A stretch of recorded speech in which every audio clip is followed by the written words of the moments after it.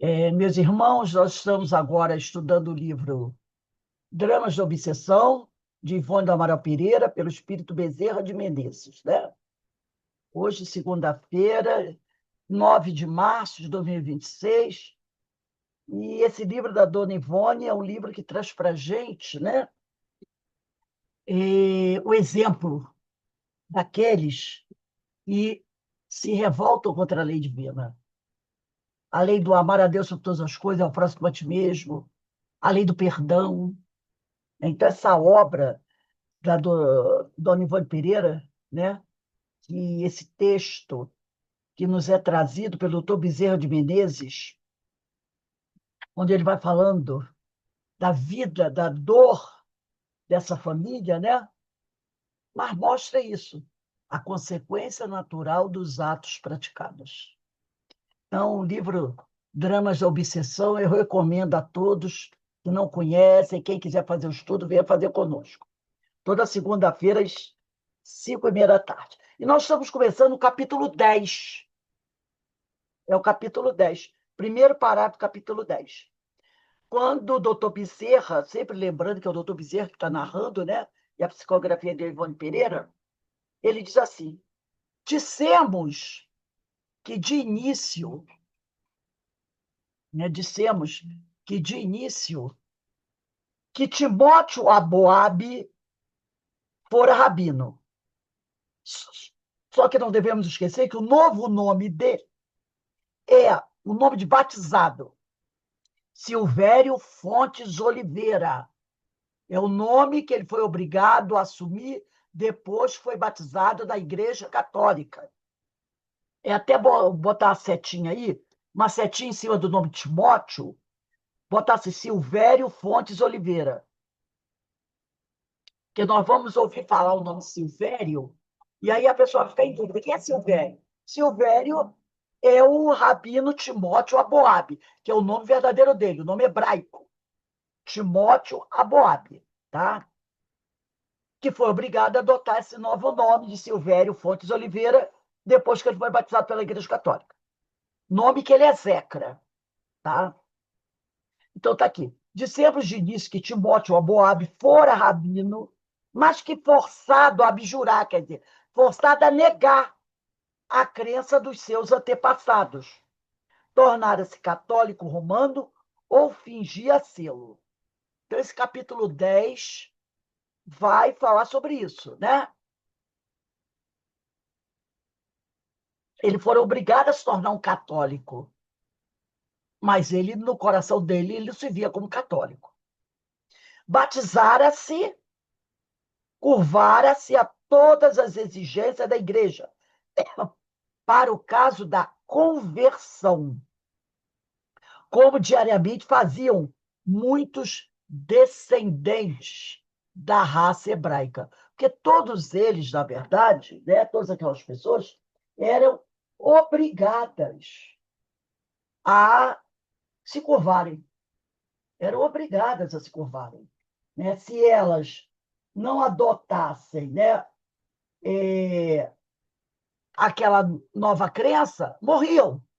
Então, elas eram obrigadas. Todavia, se não é lícito impor sentimentos de quaisquer natureza a quem quer que seja, o sagrado sentimento da fé religiosa, superior a todos os demais que empolgam o coração humano, será com efeito mais difícil, se não impossível de ser imposto. Imagine nós, somos espíritas. O Rose, Oi. eu tenho aí marcado a 836 e a 837. Se quiser Ah, pedir eu ajuda, vou terminar aqui e vou pegar oito. Eu já até botei 836 e 837, né? Então, esse vamos lá. pedacinho sagrado aí. Ah, tá. Vamos imaginar nós, espíritas, de repente seríamos obrigados a professar uma outra religião, né? Ter que engolir, vamos dizer assim, os postulados dessa outra religião. Seríamos obrigados a negar a religião espírita, negar os ensinamentos da religião espírita, e como nos sentiríamos? como nos sentiríamos? E teríamos que sair pela rua, ou, como diz o povo por aí, né, pregando coisas que nós consideramos absurdas, né, como verdades. Como é que nós nos sentiríamos? Seria horrível, né? Você ter que falar contra a reencarnação, ter que falar que Jesus é Deus, ter que ensinar isso para os seus filhos, falar da unicidade das existências. Seria difícil para a gente? Seria. Agora, imagina isso multiplicado, muito pior. Porque naquela época eles não têm o conhecimento, né, que nós temos. Seria muito pior. Então, vamos lá. Vamos pegar aqui o Livro dos Espíritos, como a nossa irmã Joana nos falou. Vamos dar uma lidinha na questão 836. Deixa eu pegar aqui. Joana, a questão 836 está aqui, na parte terceira, capítulo 10 da Lei de Liberdade. Liberdade de consciência. Lê para a gente a 830. É sempre bom lembrar novamente para todos, quando a gente for fazer esse estudo, qualquer estudo na casa, a gente deve ter o Livro dos Espíritos, o Evangelho, o Livro dos Médios, sempre junto, porque em qualquer momento a gente pode ser convidado a abrir uma dessas obras, né? Então, É a Joana vai, 836. vai ler a 836. 836. Tem o homem direito de pôr embaraço à liberdade de consciência? Falece-lhe tanto esse direito, quanto com referência à liberdade de pensar.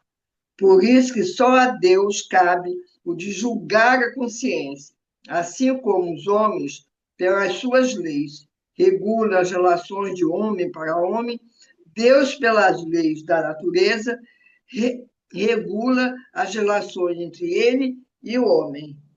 Muito bem. Agora, eu vou pedir para Ana Constantino, lê a 837. Obrigado, Joana.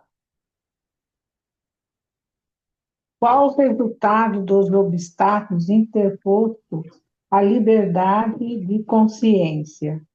Constranger os homens a procederem de modo diverso do que pensam e torná-los hipócritas.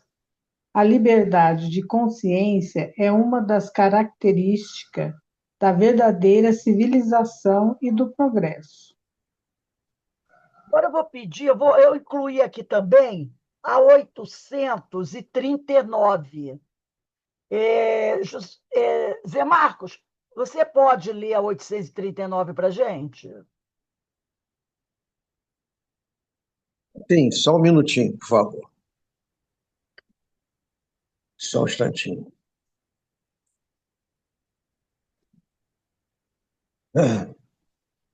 Liberdade de consciência. Será repreensível aquele que escandalize com a sua crença um outro que não pensa como ele? Isso é faltar com a caridade e atender contra a liberdade de pensamento. Exatamente, né? É o que os católicos, ali, principalmente os dominicanos, estão fazendo com a família hebraica, escandalizando com a sua crença o outro que não pensa como ele, né? Isso é faltar com a caridade e atentar contra a liberdade de pensamento. Obrigado, gente. Obrigado, Joana. A Joana está sempre atenta com essas colaborações, é muito bom. Então, vamos lá. Então, ele disse aqui, né? Todavia, se não é ilícito impor sentimentos de qualquer natureza a quem quer que seja, o sagrado sentimento da fé religiosa, superior a todos os demais que empolgam o coração humano, será com efeito mais difícil, se não impossível de ser imposto. A igreja impondo, outrora, quer dizer, no passado, o jugo das conversões violentas, raramente conseguia crentes sinceros para seu culto. Nada que você obrigue o outro a fazer, você vai ter sinceridade, né? Fazia dos conversos, quando muito, adeptos hipócritas, né? Agregados por conveniência porquanto os desgraçados, perseguidos até a desesperação, aceitavam o adotarem o catolicismo, abjurando a crença que lhes era própria, na esperança de viver em paz, salvaguardarem a honra e a honra de sua descendência, o que nem sempre conseguiam, né? Nem sempre eles conseguiam esse tipo de coisa. A gente vê aí a família, né? Pois a perseguição continuava por suspeitas de infidelidade à crença adotada. No íntimo, porém, a maioria desses convertidos detestava não apenas a igreja, né? Como até o próprio cristianismo. Porque aí o que acontecia? Eles generalizavam. O próprio cristianismo para eles era horrível, porque eles achavam que isso era o cristianismo verdadeiro. A gente vê que não era, né? Ao qual não compreendia, senão através dos efeitos abusivos da cleresia, muitas vezes mais herege do que mesmo aqueles a quem perseguia. Então, na realidade, aqueles padres, aquele grupo, eram hipócritas, não eram cristãos, verdadeiros cristãos. Claro que não eram. Então, o cristianismo pagava por causa desses adeptos, né? Que se diziam cristãos. E a gente vê que eles não eram, não havia cristianismo, né, neles. Quando muito, os mais sagazes e pensadores, dentre os convertidos, portadores de boa vontade e também habituados ao julgo farisaico da sua própria grei, porque o próprio movimento farisaico também tinha disso, né? Tinha os falsos hipócritas, como Jesus chamava os túmulos caiados, lembra? Eram aqueles homens que se diziam doutores da lei, colegas do próprio Rabino Moabe, que botavam aquela aparência de homens de bem, de homens de Deus, e tinham uma atitude hipócrita. Tanto que Jesus os chama de túmulos caiados. E foram eles que praticamente crucificaram Jesus. Então ele está querendo mostrar que o problema não estava apenas na religião católica. Na realidade, nós encontramos isso em todas as religiões, inclusive no Espiritismo. Inclusive no Espiritismo, né? Senão vai parecer que o Espiritismo está livre dessa pecha. Não está, não. Nós encontramos muitas pessoas que se dizem espíritas convictos, seguidores das obras, dos ensinos de Allan Kardec, que é o cristianismo redivivo, né, a doutrina espírita, mas, na realidade, agem de forma totalmente contrária aos postulados espíritas. Então, em todo lugar, onde tiver, vamos dizer assim, onde tiver homem, pode existir a hipocrisia, a inverdade. Então, o doutor Bezerra diz aqui, né? Fala dos também habituados, porque eles, o Rabino, né? Ele diz, quando muito, os mais sagazes e pensadores, entre aqueles que foram obrigados a se converter ao catolicismo, os portadores de boa vontade, também estavam habituados ao julgo farisaico da sua própria grei, quer dizer, da sua própria religião.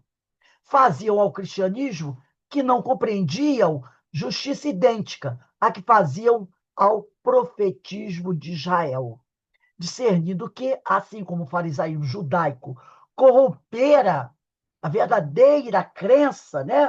O farisaísmo judaico, isso é bom de sublinhar, corromper a verdadeira crença de Israel, ultrajando-o com a lama das paixões pessoais, exercendo até mesmo com finalidades políticas, incompatíveis com a respeitabilidade e doçura dos santuários, assim também o clericalismo católico romano desfigurara a legítima essência cristã, por lhe assentar o vírus de arbitrariedades e crimes que em seu nome cometia, contrariando-lhe os princípios e as finalidades. Então, a gente vai ver que o próprio judaísmo ele vai estar totalmente afastado, né, daquela igreja cristã primitiva, né?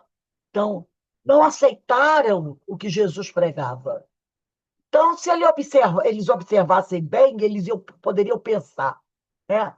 Poxa, dentro da nossa religião também tem esses desvirtuados, mas isso não quer dizer que a nossa religião seja ruim. Então, eles poderiam pensar, não, no catolicismo é a mesma coisa. Tem os desvirtuados, isso não quer dizer que o cristianismo seja ruim. Então, como eles estavam acostumados a lidar com essa hipocrisia dentro da própria religião, eles davam o seu jeitinho de engolir aqueles homens, né? Mas condenavam totalmente aquela religião, sem olhar para deles. O doutor Timóteo, que é o Timóteo Aboab, né?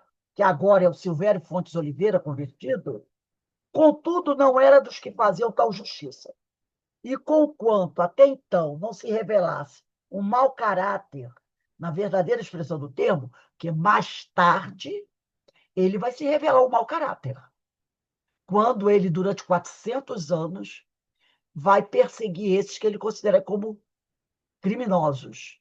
Então, ali ele vai se tornar um mau caráter. De um homem bom caráter, ele vai se tornar um homem mau caráter.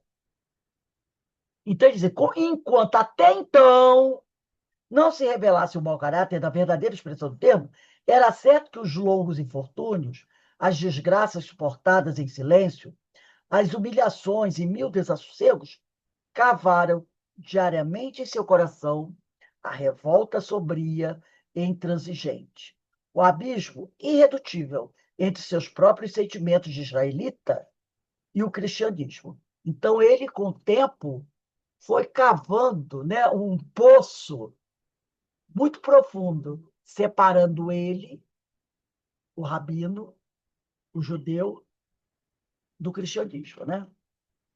E cada vez um túnel profundo e largo, né? Bem largo, para separar bem. Responsabilizando, portanto, a doutrina do Cristo pelo mau uso que dela faziam pretensos adeptos da mesma, infinitamente mais hereges e nocivos, né, da humanidade do que os próprios a quem torturavam para converter. Entende aqui? Ele responsabilizava o cristianismo pelo mau uso dos pretensos, dos postulados, ensinos, né, cristãos, por causa daqueles homens que usavam de forma totalmente errada esses ensinos. Então, infinitamente, pelo mau uso que dela faziam, pretensos adeptos da mesma, da doutrina do Cristo, infinitamente mais hereges e nocivos à humanidade do que os próprios a quem torturavam para converter. Então, os dominicanos, né, não eram só os dominicanos. Toda aquela casta sacerdotal ligada à Inquisição, eles eram, na realidade, mais nocivos do que aqueles que eles acusavam de serem hereges, que eram os judeus, né? Mas vamos lembrar, não eram todos os religiosos católicos. Sempre lembrar disso. Haviam religiosos católicos que não concordavam com aquele procedimento e muitos deles foram presos, muitos deles foram mortos, muitos deles foram mortos, porque não concordavam com aquele tipo de atitude. Então, dentro da Igreja Católica, muitos morreram. Como também, vamos relembrar que o fato da atualidade, dos tempos modernos, né? Durante a Segunda Guerra Mundial, houve um grupo da Igreja Católica que aderiu ao nazismo.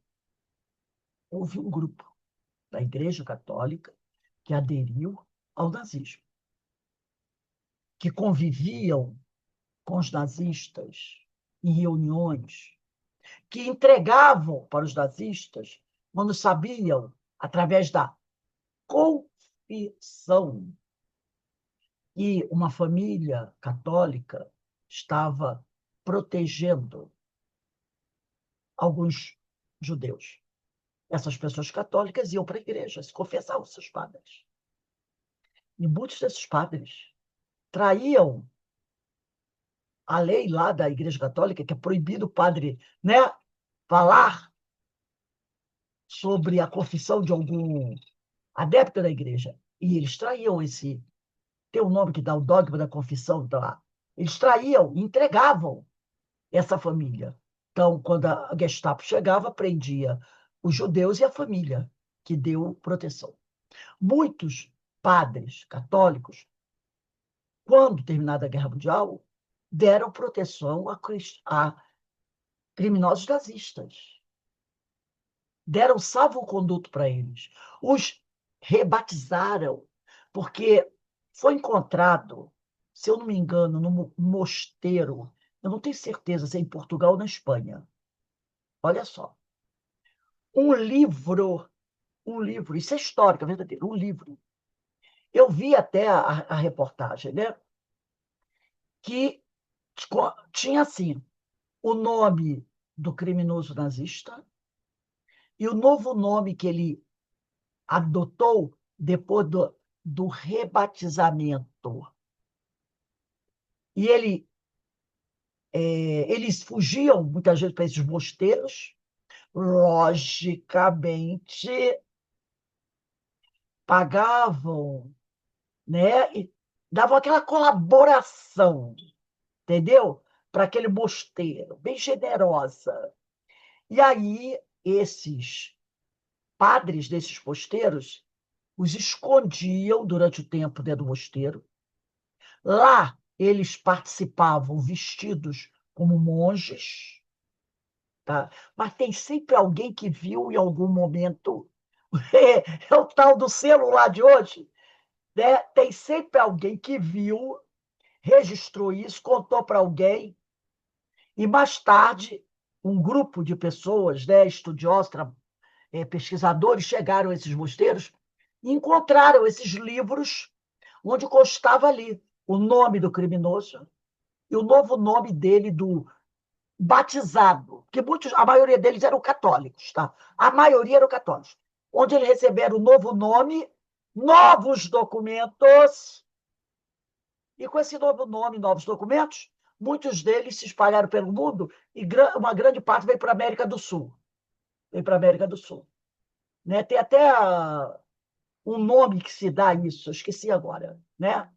Era tipo um caminho saindo da França, Itália, de onde eles estivessem, passando por Portugal e Espanha, para vir para cá, a maioria para a Europa, para a América do Sul, alguns o destino foi até o Brasil mesmo, né?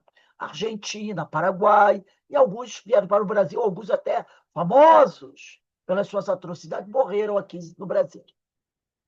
Então, a igreja participou, alguns papas participaram disso. Né? Dizem até que o Papa daquela época também. Hoje, essa briga, uns dizem que sim, outros dizem que não, né? Que o Papa deu uma facilitada, tanto é que o Vaticano não foi invadido. Né? Ninguém entrou no Vaticano para roubar as obras de arte do Vaticano. O Vaticano ficou intocável. Ninguém subiu a escadaria do Vaticano. E Roma, Itália, era um país adepta, simpático aos nazistas. Né? A gente sabe que a Itália foi adepta, foi simpático ao nazismo. Mas ninguém entrou no Vaticano. Um só quadro, nada foi roubado do Vaticano. Ninguém meteu o pé nas portas do Vaticano. Ninguém prendeu o Papa, nada disso. Mas nós sabemos também, pela história, que muitos padres foram presos, assassinados e mandados para os campos de concentração. Um dos mais famosos foi que era o padre polonês, se não me engano, padre Kolbe. Depois ele foi até canonizado, padre, acho que é Kolbe o nome dele, né? Padre Kolbe. Então, a gente não pode generalizar, tá? Muitos sacerdotes da Igreja Católica foram martirizados pelo nazismo, pela Gestapo. e muitos foram entregues para a Gestapo pelos seus próprios colegas de batina, tá? Por seus próprios colegas de batina, porque eles davam proteção aos judeus, a várias pessoas, né? E, ao serem descobertos, eles eram presos. Então, aqui até fala assim, eu só trouxe um pedacinho falando sobre ele, Padre Kolbe, ele era um possuidor de grande amor por Maria Imaculada, né? Ele acreditava que o mundo precisava ser evangelizado através da melhor tecnologia à disposição da época. Por isso, criou um jornal intitulado Cavaleiro da Imaculada, projeto que se concretizou graças a um árduo trabalho e profunda confiança na providência divina. E ele, no início da Segunda Guerra Mundial, ele regressa à Polônia para formar novos franciscanos, porém, com a perseguição nazista, acabou sendo preso 2 vezes. E, ao final, foi levado a Auschwitz, campo de concentração, né? Então, Padre Kolbe, deste campo de extermínio, ele foi o sal e luz para muitos. Seu testemunho de vida, oração, esperança e caridade amenizou a dor de muitos corações dilacerados pelos horrores que a maldade humana é capaz de causar. Em 1941, um prisioneiro fugiu do campo de concentração. E sempre que isso acontecia, os soldados da SS, o exército nazista, escolhiam 10 presos para a terrível morte por inanição. Então, o castigo para quando alguém fugia era matarem 10 pessoas de fome. Nesta ocasião, dentre eles, estava Francisek, né, um outro preso, que implorou desesperadamente para que lhe poupasse a vida, pois era esposa e pai. Padre Kolbe, movido por profunda caridade, por uma ousadia própria dos santos, se ofereceu para morrer em seu lugar. Diante deste pedido, a surpresa dos nazistas foi tamanha que acabaram aceitando a troca. E aí, né, todas as vezes que prisioneiros eram levados a esta cela para morrer de fome e sede, a situação era desesperadora. Gritos, gemidos e canibalismo aconteciam nessas celas. Porém, quando o grupo que estava acompanhado de Padre Kolbe estava nesse local, o cenário era outro. Ouviam-se louvores a Deus e cantos à Imaculada. Então, quando os prisioneiros estavam ali presos, morrendo de fome, muitas vezes eles matavam um ou outro para praticar o canibalismo, para tentar sobreviver, né? Enquanto esteve preso, Padre Kolbe consolou seus demais companheiros e os preparou para a morte. Com o passar do tempo, os homens foram falecendo, mas ele permanecia firme. Por conta disso, os nazistas, impacientes com a espera, o mataram com uma injeção letal. Porque todos os prisioneiros foram morrendo, mas ele resistia. E aí eles, impacientes, vendo que ele não ia, estava demorando para morrer, eles o mataram com uma injeção letal, né? Então, em 14 de agosto de 1941, aos 47 anos de idade, Padre Kolbe ingressou na Pátria Celeste, portando as coroas da pureza e do martírio. Então, essa história do Padre Maximiliano Kolbe, eu li aqui só para mostrar para vocês, né, que muitos padres também morreram martirizados, né, ao longo da história. Então, se haviam os hipócritas, haviam os homens de verdadeira fé. Então, a gente nunca pode generalizar, né? Nunca pode generalizar. Então, muitos desses padres foram traídos pelos seus companheiros, entregues ao martírio por outros padres que se alinharam aos nazistas. Então, a gente, por exemplo, aqui no período da ditadura do Brasil, vamos trazer para bem recente, muitos religiosos, padres, também foram presos, torturados e mortos sob a ditadura, enquanto outros se alinharam aos ditadores. Né? Isso agora, a partir de 1964. Aí. Então, nós tivemos a Igreja Católica, algumas lideranças católicas alinhadas aos ditadores, ao governo militar, sabendo das torturas terríveis que aconteciam nos porões das ditaduras, e caladinhos, e alguns até suspeitos de entregarem algumas pessoas para o exército, para a polícia, que sabiam que alguns estavam escondidos em tais igrejas, e eles entregavam. E nisso, quando a polícia chegava para prender esses, muitos padres foram levados juntos, presos, torturados e mortos. E eu li uma matéria que alguns que sobreviveram às torturas terríveis dos porões da ditadura, depois que saíram, passaram esse período, tiveram graves problemas mentais, porque a tortura não deixa ninguém bem, né? Muitos passaram por terríveis processos de depressão e alguns padres até se suicidaram, porque ficaram totalmente perturbados por aquela. Como muitas pessoas que sobreviveram à tortura ficaram, né? Passaram por processos terríveis e não conseguiram se adaptar, muitos se suicidaram, outros morreram, né? Sofreram por causa daquelas torturas. E isso também aconteceu com muitos padres. Então, a gente não pode nunca generalizar. Tá? Existem os homens bons e os homens maus, mesmo dentro das instituições religiosas. Como também não podemos deixar de negar que dentro da doutrina espírita também teve homens que se alinharam à ditadura militar. Tá? Para a gente não dizer, não, isso não aconteceu com o espiritismo.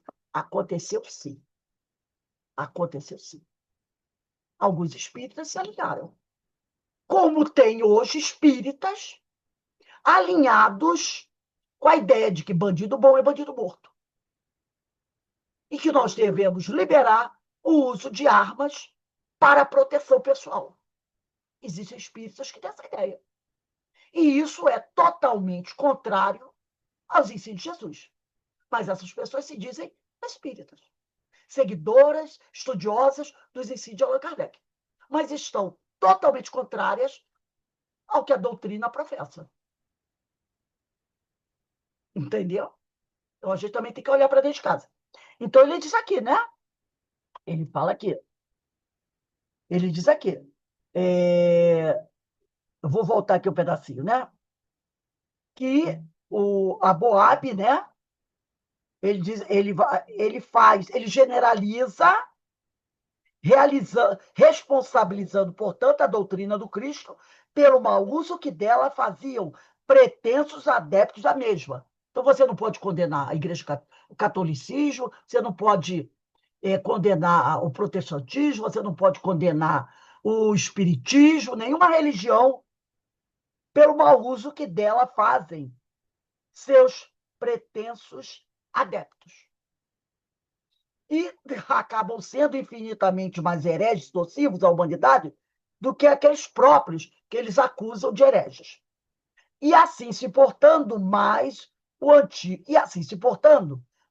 antigo rabino se devotava à sua primitiva crença, continuando a praticá-la ocultamente, não obstante a conversão ao catolicismo e a prática exigida pelos luminares clericais. Agora a gente vai para o segundo parágrafo.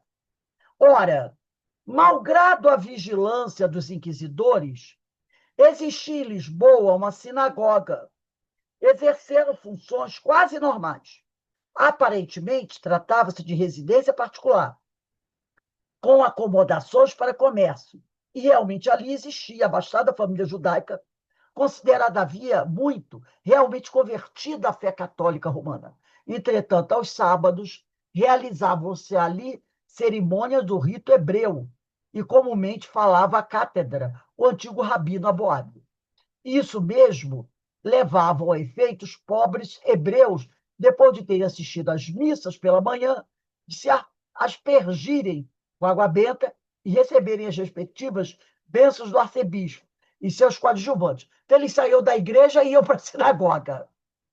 As reuniões, no entanto, somente se realizavam à noite e eram pouco frequentadas, a fim de não levantarem suspeitas.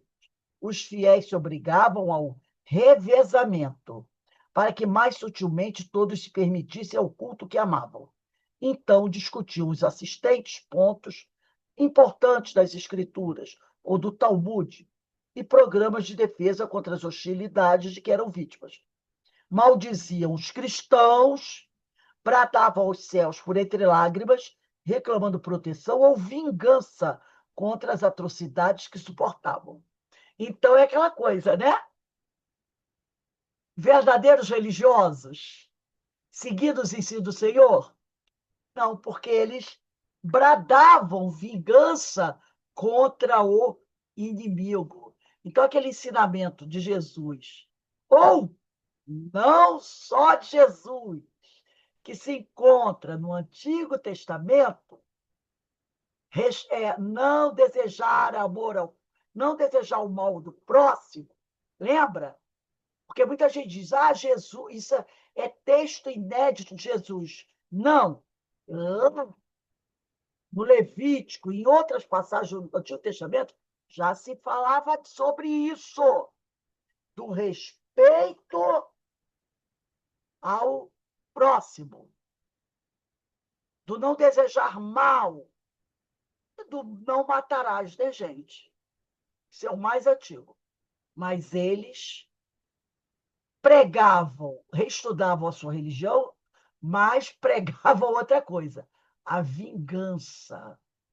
Em nenhum momento dos 10 mandamentos não tem nenhuma frase sobre vingança.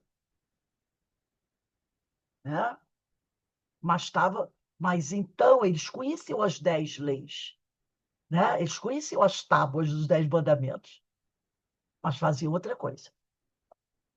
Então está aqui, né? Clamavam por vingança contra as atrocidades que suportavam. Concitavam-se a perseverança da lei de Moisés e no ensino dos profetas. Em parte, porque os profetas falavam outra coisa, né? Intrigavam, atiçando ódios contra os perseguidores. Totalmente contrário à lei de Deus, que eles tanto pregavam, né? Planejavam fugas e até conspirações e assassínios. Cadê o não matarás? Quinto mandamento. Os quais jamais chegavam a realizar. E prometiam uns aos outros, sob solenes juramentos, por si próprios e suas descendências, o culto eterno a Israel. Na realidade, entretanto, eram inofensivos, grandemente sofredores, e longe estavam de ombrear com a maldade e a vileza de um Deus brando de azambuja. Em João de Melo e seus comparsas comuns distribuíam esmolas aos domingos. Espera um instantinho, gente, que está passando um carro de bombeiro aqui.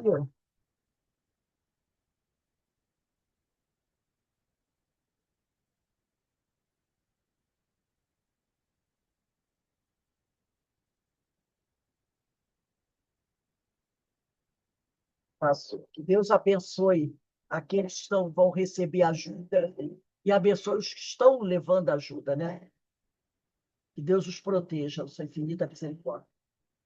Então, ele diz aqui, né? Que eles distribuíam, é porque choveu muito, muito, muito, muito aqui, muito. Tanto que eu não pude ir nem para a casa espírita. Então, nós temos aqui, bem perto de nós, a serra. A serra. Então, quando passa bombeiro assim, grupo grande, normalmente é acidente na serra. Então, que Deus proteja os nossos irmãos.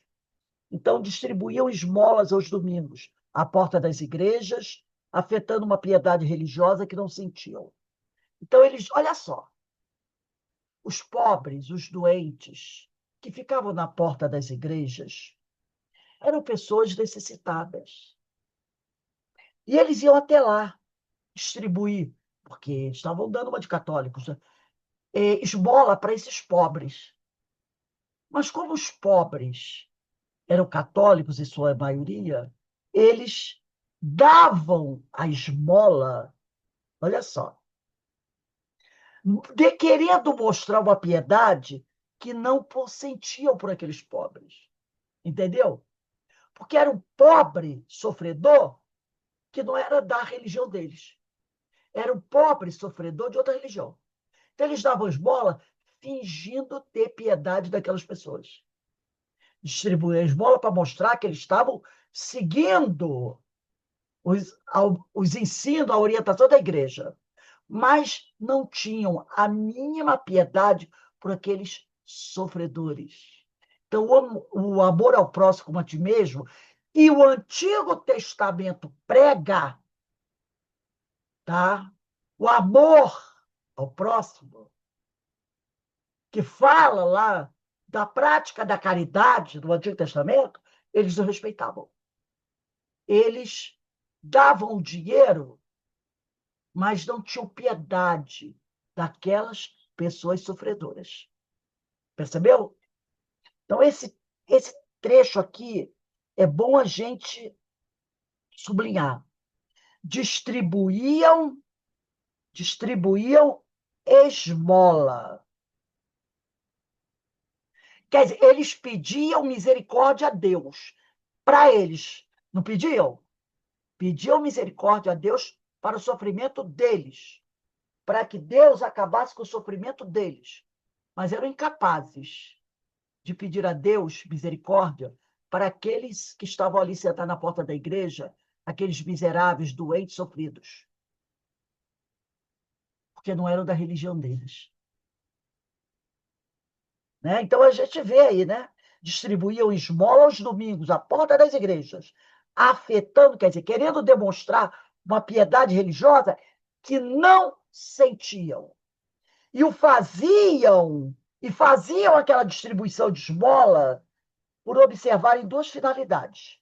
Tradição do rito hebreu, que ordenava a distribuição de pão aos pobres, a hora dos ofícios religiosos, sagrados, e exibição para apreciações dos seus eternos observadores de uma virtude que conviria fazer passar por inspirada em princípios cristãos.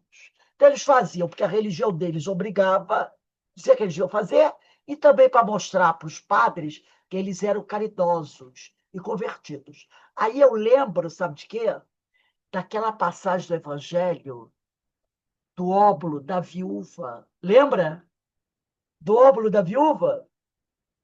Que os ricos judeus, os ricos sacerdotes, iam lá no templo e depositavam moedas do gasofilácio. Eram homens ricos e poderosos. Mas o que eles faziam?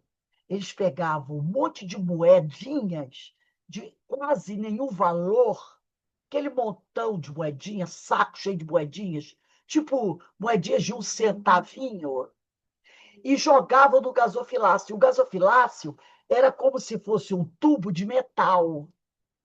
E como a moeda era de metal, logicamente, era aquela moeda de menor valor. Eles jogavam ali dentro. E quando as moedas iam caindo, elas faziam o quê? Um barulhão. E as pessoas olhavam e diziam assim, nossa, que homens caridosos, dando fortunas para os pobres. Mas não eram fortunas. Era uma miséria que eles davam. Mas eles queriam o quê?